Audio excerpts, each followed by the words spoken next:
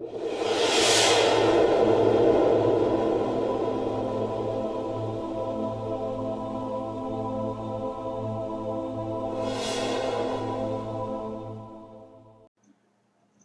videoaula anterior, nós demos exemplos de curvas não regular, certo?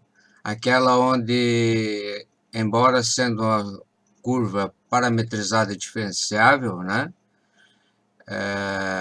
A derivada num determinado ponto, tá? Ela se anula, então ela não é regular, porque nós queremos trabalhar com todos os tipos de curvas, mas que a derivada nunca se anule, tá certo?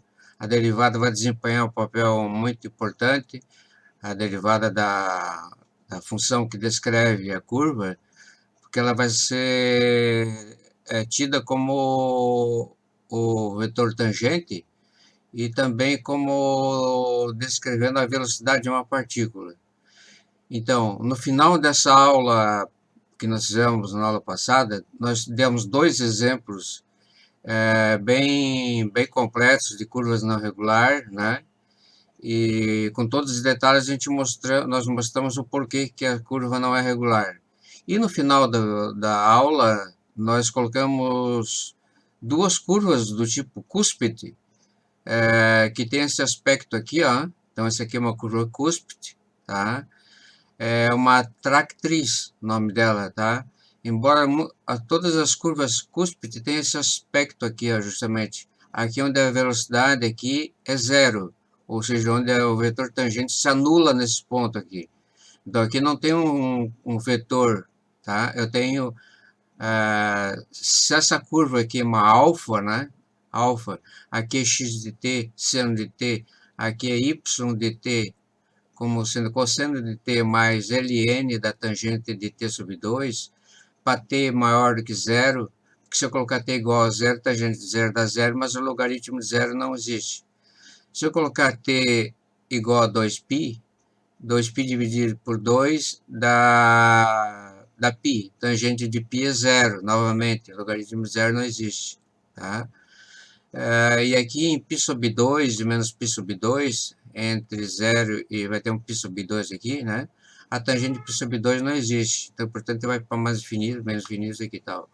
Então, aqui o t, colocando em números decimais, porque a gente não pode plotar uma curva do tipo π, porque π é um número irracional, é 3,14 aproximadamente.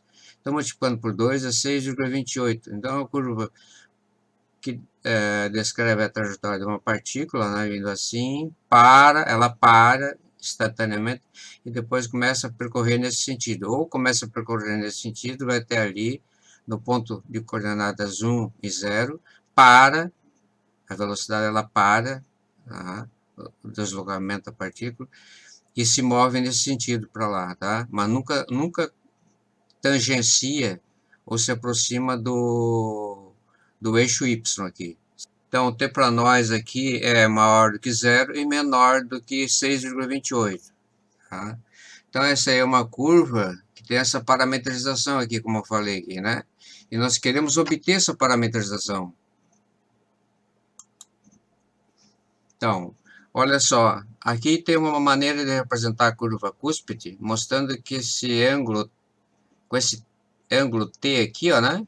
É o ângulo que está formando entre o vetor alfa de t, esse aqui, alfa de t, ele tem uma setinha aqui, é o vetor que descreve a curva. E aqui, nós estamos vendo aqui uma reta aqui, ó, tangente, nesse ponto bem aqui, ó, alfa de t aqui. Por outro lado, aqui, ó, vendo essa curva aqui, desenhada dessa forma aqui, já com outros detalhes, aqui ela tangencia no ponto P de coordenadas x, de coordenada x, né? X aqui e y, x, y.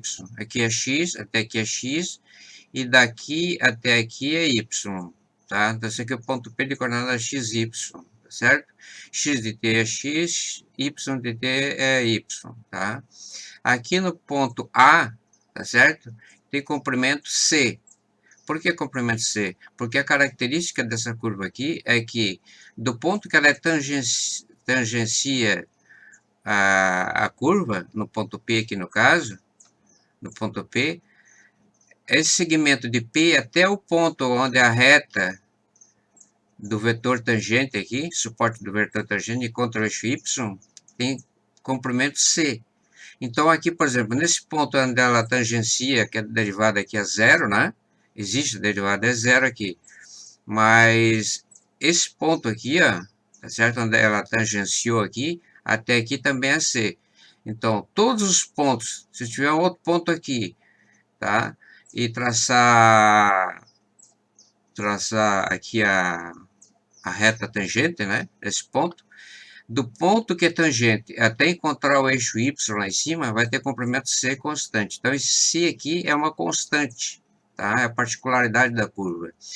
Existe também uma interpretação física, tá? Fenômenos físicos da engenharia, da física, tá certo? De como que surge essa curva. Ela não está aí por acaso, ela foi estudada por Newton, foi, né, por Isaac Newton, entendeu? Então, porque ela teve importância, tá? E novamente frisando, eu só estou fazendo essa questão da parametrização, porque você deve ter em alguns livros como é que se mostra a parametrização dessa curva, que é uma curva cúspide aqui, né? Aqui também, olha só, ela vem aqui, ela vem lá de cima, vem aqui, para ali naquele ponto e depois vem para cá. Então, a derivada nesse ponto ali é zero, tá?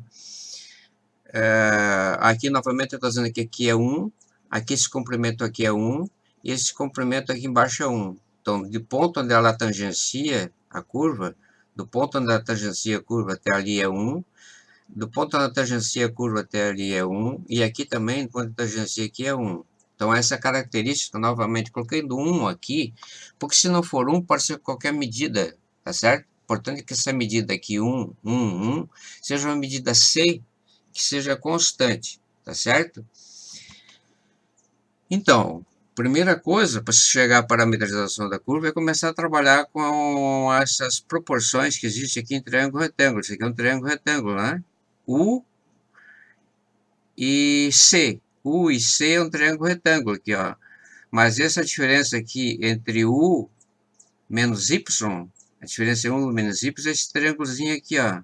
Aqui é esse aqui, ó, esse aqui, esse aqui. Então, essa distância daqui até aqui é U menos Y. U menos Y. Está para X aqui, ó, tá certo? Tá? Da mesma forma que eu tiver um delta Y sobre um delta X qualquer, tá? Por quê? Porque se eu pegar um ângulo aqui, ó, tangente desse ângulo vai ser o quê? O U menos o Y dividido por X. Então, é a derivada, é o coeficiente angular da reta tangente, né, no ponto P. Então, posso escrever tranquilamente aqui dy dx, tá certo? Um dy dx, como sendo y', que é a derivada nesse ponto aqui, né? U menos y dividido por x, tá certo? Agora, aqui é interessante saber que, como isso aqui é U menos Y, daqui onde eu estou, até ali em cima, essa parte nesse triângulo menor aqui, que ele é o quê? Ele é semelhante a outros triângulos que estão aparecendo aqui envolvidos. Mas importa, vamos ficar nesse triângulo que está aqui, tá? A hipotenusa é C, aqui esse cateto é X, esse cateto aqui é U menos Y, certo? Então, o que que nós temos? Que seu quadrado vai ser o quê? U menos Y ao quadrado mais o X ao quadrado, tá certo? Como nós colocamos aqui a derivada como sendo U menos Y dividido por X, tá? Que é o coeficiente angular da reta tangente, né? É esse lado sobre esse lado aqui, tá? A tangente, cateto oposto dividido por cateto adjacente. Agora nós temos aqui que y' é igual a U menos Y sobre X, tá certo?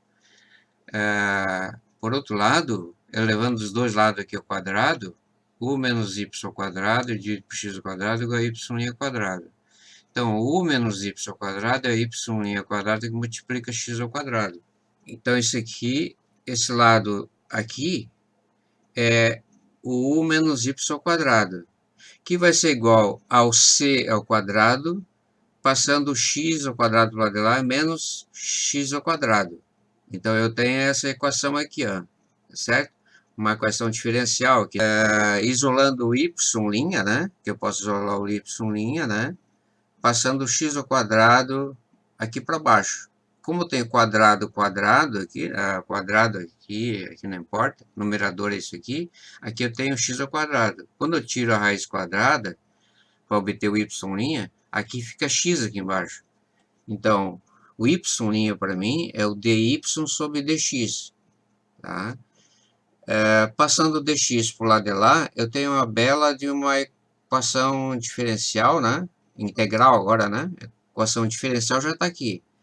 Mas ela pode ser, ela é do tipo separável, porque eu posso colocar tudo que tem a ver com x para o lado de cá e isolar o dy para o lado de cá. Quando eu fiz isso aí, eu consegui uma equação diferencial a bem simples possível, porque é só resolver a integral.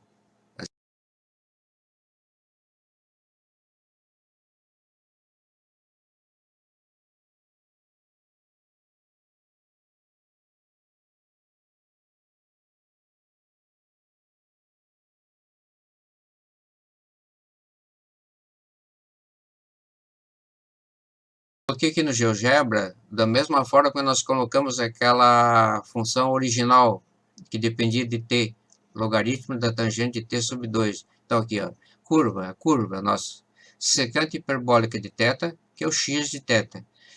E θ menos a tangente hiperbólica de θ, que é o y de θ. Para θ é menos 10 até 10. Então o gráfico deu novamente a mesma curva, né? Cúspide, um derivado igual a zero aqui, né? E ela é a mesma, tá? Então, se vocês conseguirem de alguma forma aí transformar o θ em função do t lá, que aparece lá de t sub 2, logaritmo de t sub 2, na primeira expressão para parametrização da função tratriz, tá? Vocês vão ver que não é difícil chegar lá, entendeu? Mas basta saber que essa curva aqui é a mesma, então. Tá? Então, lembrando, essa parametrização aí deve ter na internet, tá? Não é difícil, mas a minha obrigação é não deixar lacunas. Mesmo porque nós vamos ver na parte de superfícies, né? Superfícies parametrizadas em R3, como essa curva tratriz desempenha um papel importante, importantíssimo, na parte de curvaturas de superfície.